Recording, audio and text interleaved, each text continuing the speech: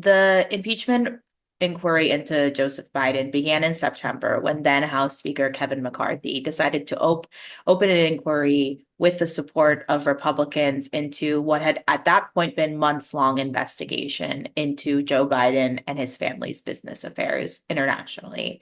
Since then, the House has ousted Kevin McCarthy as Speaker and has now elected a new Speaker, Speaker Mike Johnson, who inherits the impeachment inquiry and who has been facing a lot of pushback from the White House about the legitimacy of the inquiry because there has not been a formal vote to authorize it. He is now planning on bringing an impeachment inquiry vote to the floor this week.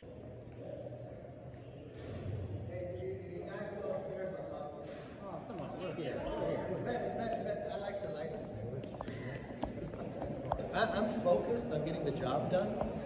I'm proud of the record of what we've been able to accomplish so. Support for the impeachment inquiry has waned over time, but now it appears that even the most vulnerable Republicans in tough districts are seeing that the White House pushback, questioning the legitimacy of the inquiry, and not being cooperative with document requests, with subpoena requests, with interview requests, is enough of a reason for them to vote on an inquiry. Could you talk about Kevin McCarthy's leaving and what it means for the House?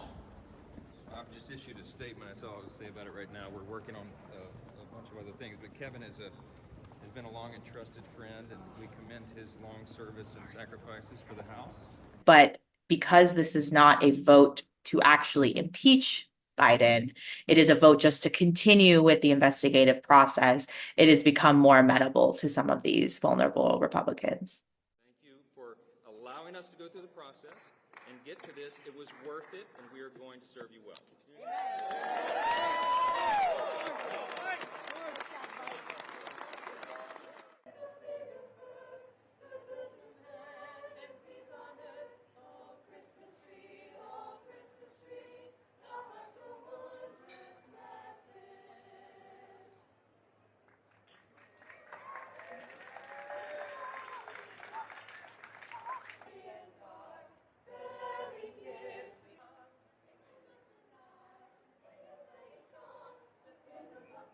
The inquiry so far into Joe Biden has been focused on his son, Hunter Biden, and the larger Biden family's business affairs internationally in countries like Ukraine, in countries like Romania and China.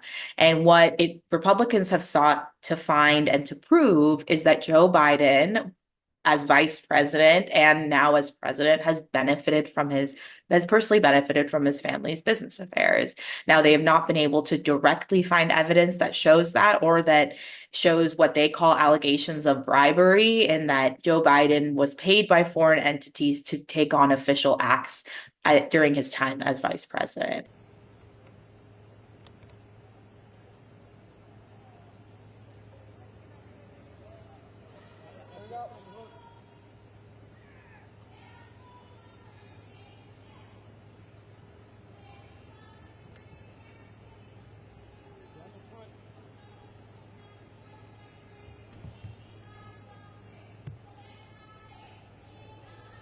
The impeachment inquiry into Joe Biden has become further complicated by his son, Hunter Biden's legal issues. In the last week, his son was charged with a second indictment, charging him with tax cases in California and in Delaware, where he lived at one point.